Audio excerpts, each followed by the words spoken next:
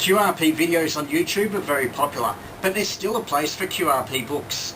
You can get many of them, current or out of print, through websites like Amazon and eBay. Or, and possibly even cheaper, from hamfests and radio junk sales. In this video, I'll try and review 15 books in 5 or 10 minutes. The first book, and possibly the original QRP book, is The Joy of QRP. It came out in the late 70s and is by Ade Weiss, WORSP. The book's jam-packed with words. There's not too many photos and diagrams. Some of the information on equipment may still be useful for those hunting vintage gear. There's constructional information, including a QRP transmitter, but these days I'd suggest building more modern equipment, as components for these older designs can be harder to get.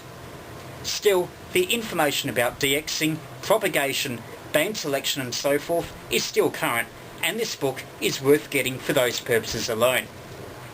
More recently, the ARRL has produced Low Power Communication, The Art and Science of QRP, by Rick Arland, K7SZ. This is a general QRP introductory book. There's a lot more pictures than The Joy of QRP, and it's more aimed at the beginner. It's not really a technical book, it's more for the QRP operator. Still, it's worth getting for the good general overview and the section of antennas and propagation. This one's a classic, and almost any builder would recognise it. Solid State Design for the Radio Amateur, by Doug DeMoore and Wes Haywood. It's an ARRL publication that first came out in the mid to late 70s. A lot of the principles and circuits are still relevant today. Although its title is called Solid State Design, it's essentially a QRP construction book. Buy this book if you have any interest at all in building QRP gear. It's out of print, but replaced by the next one that I'll review next. The sequel to Solid State Design is Experimental Methods in RF Design, another ARRL book. It's about twice as thick. There's coverage of many new topics such as digital signal processing and VHF. Plus, many of the old classic concepts are explained as well. It's full of circuits. If you want to teach yourself QRP design, or just want a source book for many QRP rigs, then this is a great book to get. It also comes with a CD that's got many other material besides. Compilations of QST and QEX articles on QRP are contained in the ARRL's QRP Power. Mostly constructional projects, transmitters, transceivers and receivers. If you're a builder looking for ideas, or even want to duplicate a project, then this is a great book for you. More of the same in more QRP Power.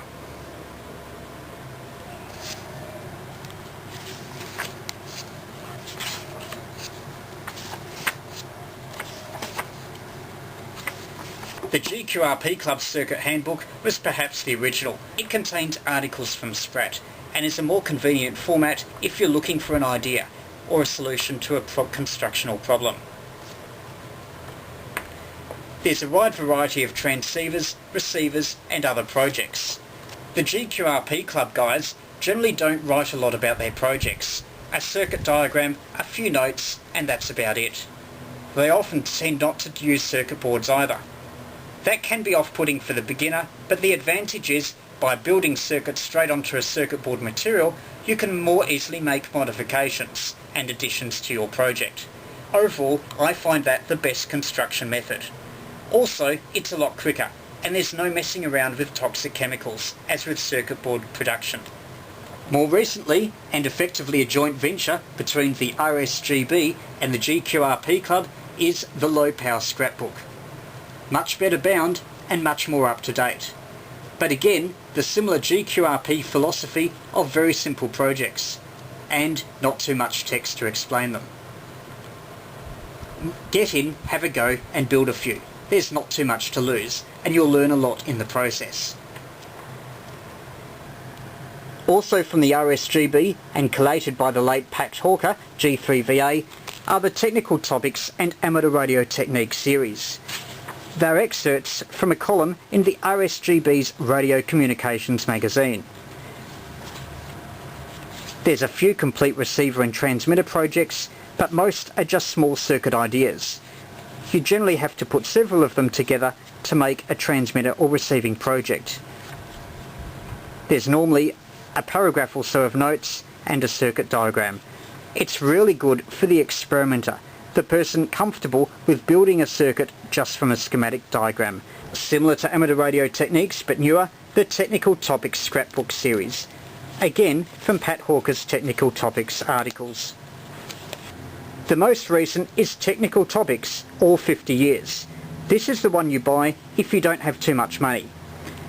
It's a hard copy book of the last Technical Topics columns and comes with a CD that contains, as the title suggests, 50 years of technical topics in Radcom magazine. It's a great selection of circuit ideas on many facets of amateur radio, plus there's technical discussions, antennas and much more. Again, if you're experimentally inclined, I cannot recommend this book more highly enough. There are also Australian-produced QRP books, written by Drew Diamond VK3YE, Radio Projects for the Amateur, Volumes 1 to 4, a compilation of his articles mostly in Amateur Radio magazine.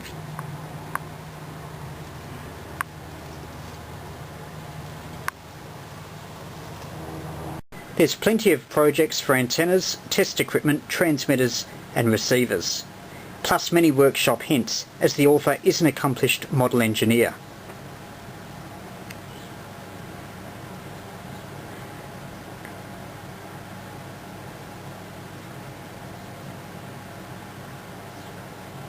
So that's our look at QRP books. Jump on eBay, have a look at Amazon or visit supply websites and order a few. Once you've read them, share what you think of them on the comment section of this video.